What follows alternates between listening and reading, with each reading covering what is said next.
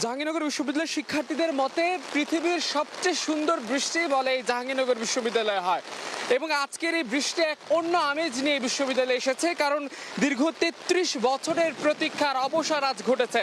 জাহাঙ্গীরনগর বিশ্ববিদ্যালয় পেতে যাচ্ছে তার পরবর্তী ভিপিকে। জাহাঙ্গীরনগর বিশ্ববিদ্যালয় ৩৩ বছর পরের এই জাকসু ইলেকশনে পুরো ক্যাম্পাসে কিন্তু এক ধরনের উৎসবের আমেজ বইছে। সেই উৎসবকে আরও রাঙাতে যেন আকাশ থেকে বৃষ্টি ঝরছে এবং এই বৃষ্টি এই উৎসবকে দ্বিগুণ করে দিয়েছে। শিক্ষার্থীদের যেই উন্মাদনা, শিক্ষার্থীদের যে উচ্ছ্বাস, সেই উচ্ছ্বাসকে অন্য এক মাত্রা দিয়েছে এই বৃষ্টি। জাহাঙ্গীরনগর বিশ্ববিদ্যালয়ে জাকসু নির্বাচনের সকাল থেকে আমরা বিভিন্ন কেন্দ্র ঘুরেছি। আমার কাছে এই মুহূর্তে 3টি কেন্দ্রের তথ্য আমি আমার দর্শকদের উদ্দেশ্যে জানাতে চাই। সেটি হচ্ছে সকাল থেকে এখন পর্যন্ত আলবেরুনি হলে যে হলটির শিক্ষার্থী সংখ্যা প্রায় 210, সেখানে ভোট পড়েছে 25টি। একই সঙ্গে সালাম বরকত হলে 299 জন শিক্ষার্থী, সেখানে ভোট পড়েছে 23টি এবং কামাল উদ্দিন হলে 333টি ভোটার যেখানে রয়েছে সেখানে ভোট পড়েছে 25টি।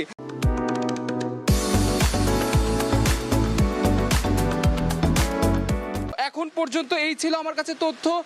তবে যেটি বলা হচ্ছে যে কালকে সারা রাত ক্যাম্পাসে কিছু অনাকাঙ্ক্ষিত ঘটনা ঘটেছে, যার কারণে শিক্ষার্থীরা রাত জেগেছে, অর্থাৎ সকালবেলা তারা এখনো ভোট কেন্দ্রে উপস্থিত হতে পারছে না। তবে যেটি বলা হচ্ছে, শিক্ষার্থীদের সঙ্গে আমরা কথা বলে যেটি জানলাম, প্রার্থীদের সঙ্গে কথা বলে যেটি জানলাম, তাদের যেটি প্রত্যাশা বেলা বাড়ার সঙ্গে সঙ্গে ভোটার উপস্থিতি আরও বাড়বে এবং এই জাহাঙ্গীরনগর বিশ্ববিদ্যালয়ের নিরাপত্তায় কিন্তু আমরা দেখেছি যে কয়েক স্তরের নিরাপত্তা কর্মীরা তারা কাজ করছেন এবং একই সঙ্গে জাহাঙ্গীরনগর বিশ্ববিদ্যালয়ের আমরা প্রক্টরের সঙ্গে কথা বলেছিলাম, যিনি এই নির্বাচনের সদস্য সচিব।